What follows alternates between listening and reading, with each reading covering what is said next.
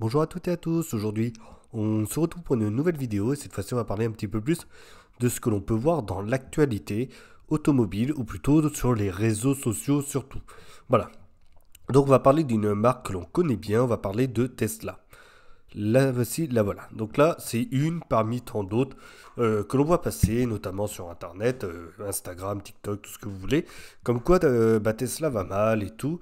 Voilà, ça va, c'est pas trop méchant encore, mais il y a des articles qui sont beaucoup plus cinglants et qui annoncent carrément la mort de Tesla, mais d'une manière assez surprenante. Et de surcroît sur pas mal de véhicules ou de marques qui font des véhicules électriques. Voilà.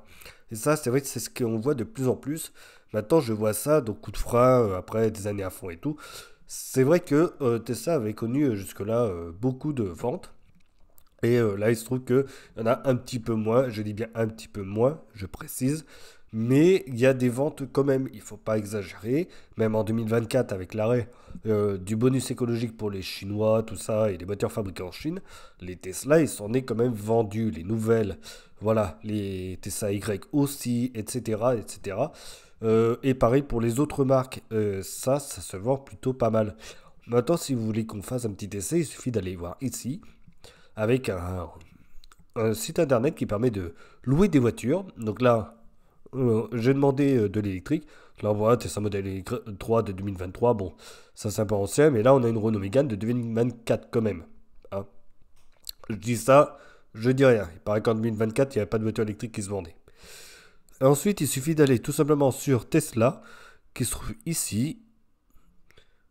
On affiche le tout. Donc, on retrouve notre Tesla de 2023. Qu'est-ce qu'on a en deuxième? 2024, direct. Modèle X 2023, modèle 3 2023, avec une nouvelle version, la Highland, celle qui est fabriquée en Chine, justement. Voilà. Et si on descend, on voit que elles sont quand même assez récentes, toutes les voitures. 2023 et 2024, on va dire. Voilà, si je descends encore un petit peu, hop là. Tiens, modèle Y 2024, encore une fois. Encore une Highland 2023. Si je descends encore une Highland 2024.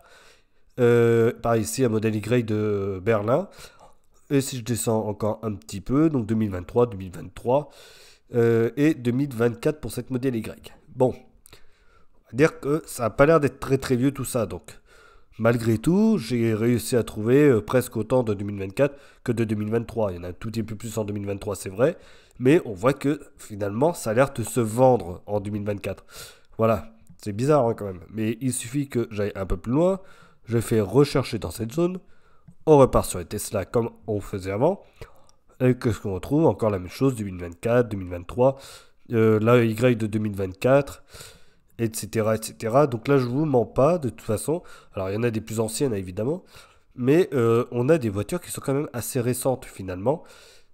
Donc, ça veut dire que ça se vend quand même. Et de surcroît, je le vois aussi dans les rues, les modèles Highland de 2023 et 2024, j'en vois plein la rue. Vraiment. Donc, je ne sais pas ce qui fait des articles comme ça, mais là on est sur Tesla. Mais ça marche aussi pour les autres marques. Donc je vois énormément de modèles Highland dans les rues, de plus en plus, et ça commence à être de plus en plus présent, voire limite ça va commencer à manger l'ancienne version de la modèle 3, c'est-à-dire la modèle que l'on voit ici. On en voit, hein, ça y a pas de problème. Mais plus ça va, plus on a des modèles Highland. Alors je vois pas où est-ce qu'en 2024 ça s'est effondré, mais ça a l'air de tenir la route. Alors il y en a qui diront oui, mais en France ça va encore. Je pense que c'est dans le monde entier que ça se vend, faut pas exagérer. Et je pense que Tesla est comme d'autres modèles électriques qui tiennent entre guillemets la route, ça va pas s'effondrer non plus. Voilà, c'est un petit peu ce que je voulais dire, un petit coup de gueule parce que sur les gens qui, par exemple, veulent absolument l'arrêt de l'électrique, ils vont commencer à nous pondre n'importe quel article qui sort à droite et à gauche sans avoir fait aucune étude. Mais en tout cas, moi je le vois, et comme beaucoup de monde, dans les villes, je précise, pas dans les campagnes, je pense que si vous êtes de Lyon, de Bordeaux, Paris, tout ce que vous voulez, vous envoyez des modèles Highland. Il y en a sûrement qui sont arrivés. Vous voyez peut-être plus de modèles Y qui sont actuellement celles de 2024, fabriquées à Berlin. Voilà, ceux-là ont le bonus écologique en plus.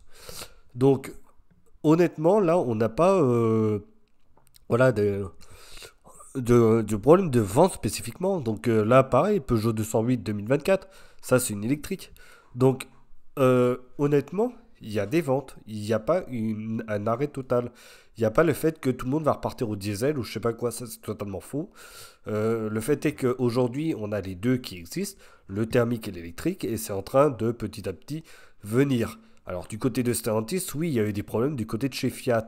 Fiat a arrêté sa partie électrique de la Fiat 500e. Voilà, bon, ça c'est Stellantis et ils avaient très très mal fait le début de l'électrique chez Stellantis, mais apparemment ça va changer. J'espère pour eux, j'espère pour nous aussi, parce qu'on a Peugeot Citroën dedans. Et la nouvelle DS, la DS numéro 8 qui va arriver, promet de longs kilomètres avant de recharger. Donc, si c'est cette fameuse plateforme qui est arrivée maintenant et qui va être peut-être déployée partout, qui va faire l'euro-bonheur des futurs modèles électriques, et bah tant mieux, ça veut dire que Stellantis on va se sortir un petit peu les doigts pour sortir des bonnes choses.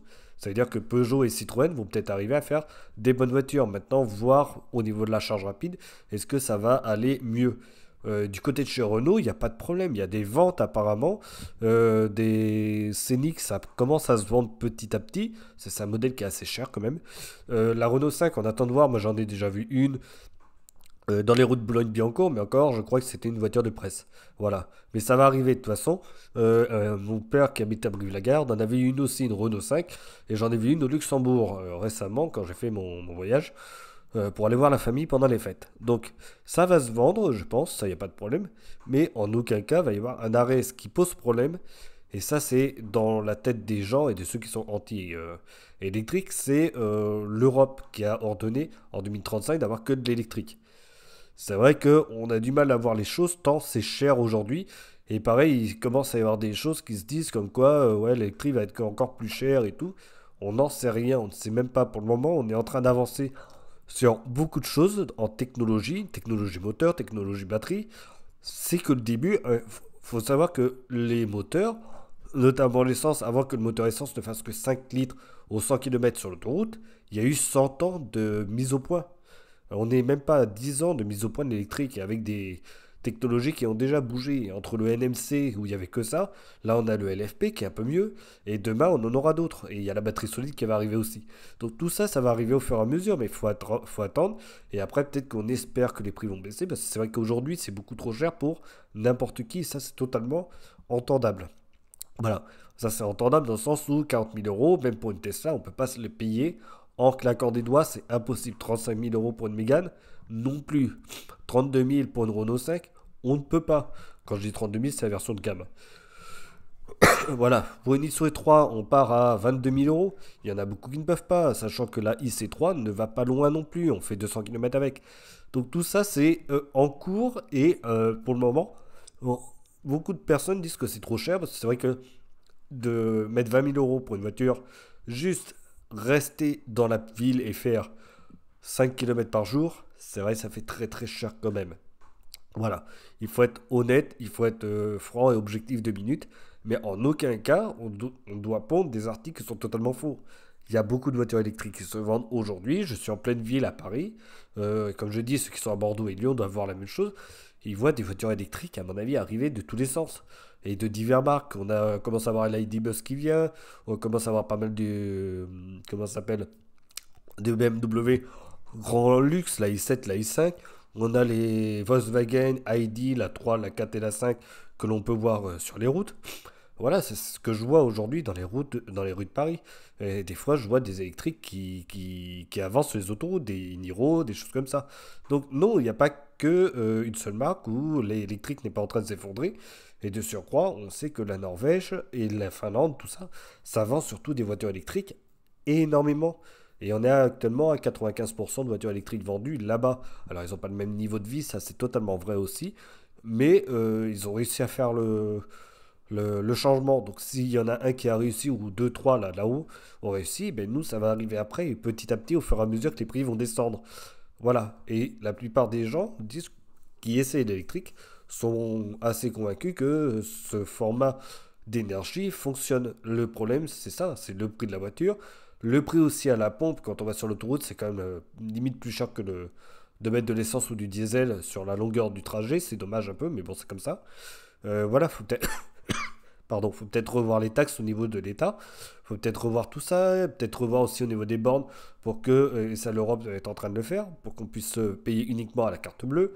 Et ça, c'est des choses qui arrivent petit à petit. Et après, voir peut-être pour avoir des tarifs qui sont, par exemple en ville, beaucoup moins chers que sur l'autoroute, quoi. Je veux dire 30 centimes du kilowattheure. Ça peut être possible, Tesla le réussit très très bien, 30 à 35 centimes du kilowattheure. Pourquoi les autres n'y arriveraient pas? Donc je pense que ça aussi, c'est peut-être au niveau de l'État de voir les choses pour que petit à petit on arrive à avoir des choses moins chères. Mais en l'occurrence, en aucun cas, la voiture électrique n'est plus du tout en train de se vendre. Il y en a un petit peu moins dans l'année 2024. Ça doit être normalement vrai parce qu'il y a beaucoup de personnes déjà qui ont acheté une voiture électrique dans ceux qui le peuvent. Donc ça fait de moins en moins de personnes qui peuvent. Après, il y a les personnes qui sont en train de changer leur première voiture électrique. Je pense par exemple les premières Model 3. Les gens les revendent en occasion. Il y en a énormément d'occasions. Ils reprennent la nouvelle Model 3, la Highland, etc., etc. Donc ça en va de même pour le reste de la gamme automobile. Par exemple, changer sa Zoé contre une Renault 5. C'est pas déconnant non plus. La Zoé, vous la remettez à la vente en occasion, vous achetez une Renault 5 et la Renault Zoé va continuer sa vie, sachant que de toute façon les batteries sont données pour à peu près 300 ou 500 000 km avant d'avoir de sérieux problèmes au niveau de la batterie, je dis au niveau de l'usure. Donc avant que ça s'use, déjà là-dessus on est à peu près tranquille. Voilà, donc ça c'était un petit billet d'humeur entre guillemets, ou plutôt un coup de gueule contre certains articles qu'on peut retrouver dans les réseaux sociaux et certains journalistes automobiles qui disent un petit peu n'importe quoi, un petit peu, je dis bien, en faisant passer les choses comme du catastrophisme total. Non, les marques de véhicules électriques vont pas s'effondrer ou se casser la gueule. Ceux qui devaient se casser la gueule, c'est déjà fait. Ça, c'est réglé. Ceux qui tiennent le coup sont là et vont rester. Je pense à toujours la même, à la Tesla. Stellantis va peut-être se réveiller et avoir quelque chose d'assez sympathique. C'est comme un gros groupe Stellantis qui a normalement un peu l'air insolide. BMW, Volkswagen, tout ça, il n'y a pas de problème. Porsche, ils sont en train de voir est-ce qu'ils vont continuer avec la Taycan et tout. Bon, en tout cas, eux, ils n'ont pas de problème non plus avec leur voiture. Mercedes non plus. Il y a pas mal de culs que je peux voir sur les routes, notamment à Paris, au Luxembourg, j'en ai vu une pelletée là-bas. Donc non, c'est pas à l'arrêt du tout. Il y a des voitures électriques qui se vendent, peu importe les marques, ça c'est vrai. Voilà. Et après, pour ce qui est de Fiat et tout, la nouvelle plateforme électrique de Stellantis va peut-être réussir à remettre un petit peu de boost là-dedans, enfin j'espère, pour les constructeurs, hein, pas pour obligatoirement, mais j'espère pour les constructeurs qui vont arriver à faire des choses pas trop chères, beaucoup moins chères et finalement baisser les prix pour vendre leur voiture, que ce soit dit en thermique ou en électrique, parce que ça avait vachement augmenté chez Stellantis, même le thermique. Voilà, on se retrouvera pour une prochaine vidéo. Sur ce, je vous dis à bientôt tout le monde et portez-vous bien.